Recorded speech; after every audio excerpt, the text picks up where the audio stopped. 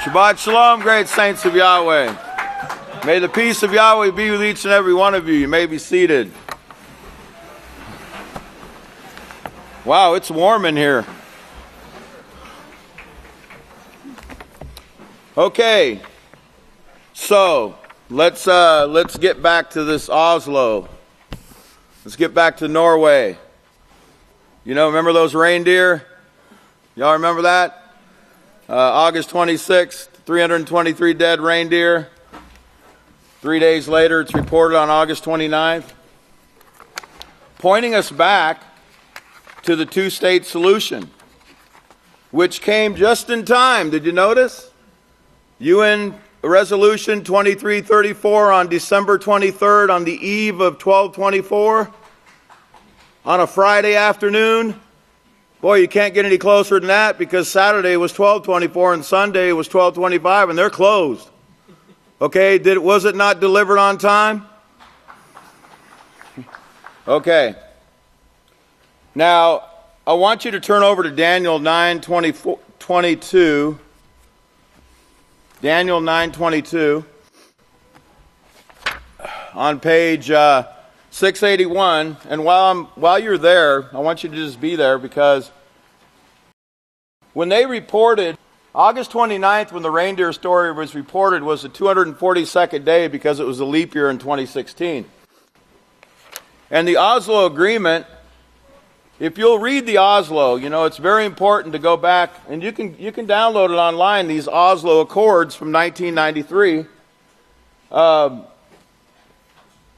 What the aim of these negotiations was leading to a permanent settlement based on Security Council Resolution 242. 242 from 1967 and 338 from 1973. Of course, UN Resolution 242 was passed on November 22nd, 67, and that was after the 6-Day War, 1967 war there. Resolution 338 was passed on 22nd October 1973 after the Yom Kippur War, and all that was telling them to do was get back to implementing Resolution 242. So everything was pointing back to 1967, you know, the borders, all those things. They needed to get back to squaring up on that resolution and doing what it said. Now, I want you to understand something about the resolution that was passed on 1223 in the UN. This is the Security Council resolution from the United Nations website. It's number 2334. And I want to share with you what 2334 means, because it's very important that we start to gaze and look and behold intently what's being shown. Because that's what 2334 means. It means to behold, to look at, experience, to gaze, to discern. And it's from the actual root word, and Pastor used this word a couple weeks ago. It's from the root word of the English term theater, where people concentrate on the meaning of an action. Okay? That means we need to study so we can understand and discern what's this Oslo is all about, what these resolutions that are being passed are all about. Something else I want you to notice, it was at the 7,853rd meeting that this took place. 7853 is Satan. Remember the abomination of the desolator. The desolator is the Vatican, but who does the Vatican work for? And what is this peace going to bring? Peace? No, it's going to bring destruction. It's going to destroy many. Okay, as Daniel told us. Now, I would like to read in Daniel 9:21. Now, I want you to remember Pastor's sermon last week, where he talked about Revelation 1:1. And in fact, let's turn there real quick and just read that real quick before we read this. Keep your finger in Daniel. I'm already in Revelation 1:1. I still haven't put my little tabs in there. I got to get busy on that. But Revelation 1:1, where it says, the revelation of Yahshua Messiah, which Yahweh gave to him, to show his servants things which must shortly come to pass. And he sent and he signified it through his Malach to his servant Yachanan. And who is his Malach? It's Israel Hawkins, right? Pastor Israel Hawkins. So turn back to Daniel again. I remember last week he talked about Daniel 8. And I want, since it's on the same one page over on 680, let's look at 8:17. It says, so he came near where I stood, talking about this man. When he approached, I was frightened and fell down upon my face. But he said to me, understand, O Son of Man, for the fulfillment of the vision belongs to events that will take place in the time of the end. Now, get this. He's saying, understand. Okay, keep that in your mind. Now, turn over to Daniel 9. We'll look over at 9:21. Yes, while I was speaking in prayer, this is Daniel, the man of Yahweh, whom I had seen in the vision at the beginning. Okay, now, remember, Pastor wasn't alive back when Daniel had this vision. This was a vision, okay, of a future event, okay? And he said, being caused to fly swiftly, reached me about the time of the evening oblation. And he informed me and talked with me and said, O Daniel, I have now come forth to give you insight and understanding. Okay, insight and understanding. At the beginning of your supplication, the command was given, and I have come to show you, for you are greatly beloved. And by the way, if you look up today's date, 1717, it's from 1730, and it means beloved. And if you remember, that was the amount of miles from Times Square to the house of Yahweh. Okay? Because the house of Yahweh is the beloved. You are saints, you are much beloved. And Pastor Yeshurun, beloved Israel, is much beloved, is he not? Okay, now it says, and he says, therefore, understand the matter and consider the vision. Think about the definition I just gave you from 2334, that resolution. Now notice what he says. 70 weeks are determined upon your people. Now, I want you to remember in the Mark of the Beast, Volume 1, Chapter 11, Pastor first wrote of this 7-year agreement here on page 183, where he says, Yael was speaking of the great tribulation, which starts with a strong covenant of 7 years and ends at the end of the 7 years with a great nuclear war. Okay? It ends in destruction. Now, I'm going to give you a homework assignment. You like homework? Yes, I see everybody shaking their head. Yes, great. Okay, so I want you to go back and read this sermon from 52309. If you remember, 523 is also associated with Yahweh's in full control. Remember, Yahweh told us on 523 about his dream from 512? Now, if you'll notice, it's the 9th book of Israel, part 1, chapter 24, or 9:24, or Daniel 9:24.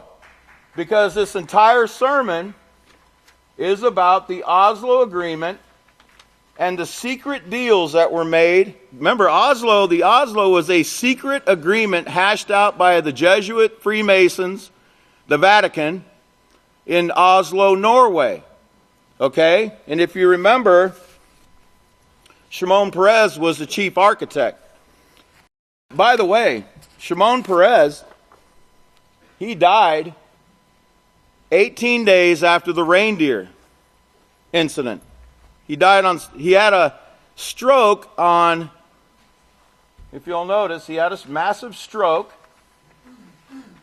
on the very day the Oslo was signed. September 13, 2016, at the age of 93, as in 1993, go back to Oslo. Notice when he was buried. September 30th or 9/30 or 9/3.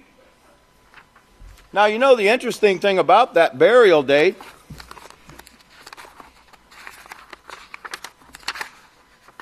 By the way, Oslo II was signed on September 28th, which is the very day he died, September 28th. But I want to show you something interesting about the day he was buried. On the Hebrew calendar, the day was 9/30. That's the 27th day of Elul in the Hebrew year 5776. Well, guess what? In 1993, the 27th day of Elul was the very day he signed Oslo. Isn't that interesting? Huh. I wonder if he had a little help dying. Because if you remember, Oslo, by the way, I kind of get suspicious when I see people died 33 days after the reindeer died.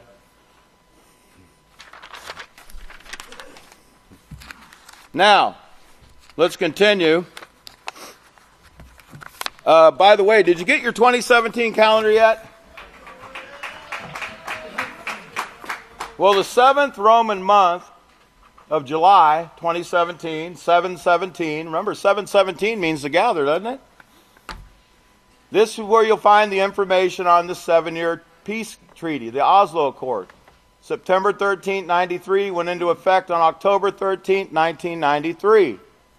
Please go and study this. Get a copy of the Oslo Agreement and familiarize yourself with it as well. It's very interesting. And read the sermon from 5/23/09 about the secret deals that were made and how the Vatican, for money, they're going to divide the land for gain. And by the way, what does Perez mean? Just turn over to Daniel 8 or Daniel 5. Remember Mene, Tekel, Upharsin? Daniel 8:25 on page 677. This is the interpretation. Remember, Mene meant to number, Tekel meant to weigh, and Perez means to divide. To divide. And that's exactly what the man did. Dividing the land. Okay? That's what the Oslo was about. And you'll hear more about it as time goes on. Now, last week, getting back to Daniel 9 here. Daniel 9, where it talked about 70 weeks are determined.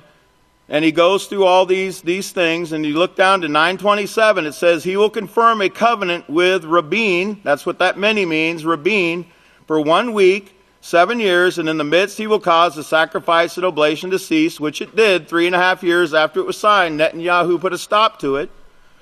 Instead he will cause the prevalence of the Lord of heaven, even until the destruction that is determined will be poured upon the desolator. And the destruction that's determined is found in Daniel chapter 7, where it talks about he beheld until the beast was slain and his body was destroyed and given to the burning flame. And that's in Daniel 7:11. Now, remember what Pastor showed Daniel and also showed Yochanan. Well, turn over to Chagia real quick. Chagia chapter 2, in verse 23 on page 716.